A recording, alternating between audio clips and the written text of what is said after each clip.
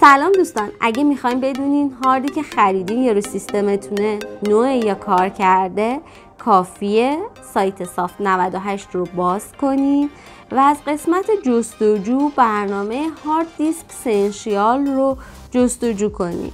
حالا توی مودای مختلف نصب من خودم ترجیحم بین نسخه بدون نیاز به نصب و پورتبل رو انتخاب کنم.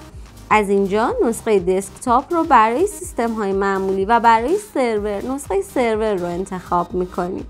وقتی که برنامه دانلود شد کافیه از توی پوشه برنامه روی فایل نصبیش راست کلیک کنیم و ران از ادمینستریتور رو انتخاب کنیم. توی پنجره‌ای که برامون باز میشه وضعیت سلامت هارد و همینطور کاراییش مشخصه و خب تعداد ساعت کار کرد مشخص میکنه که هارد نو یا دست دومه.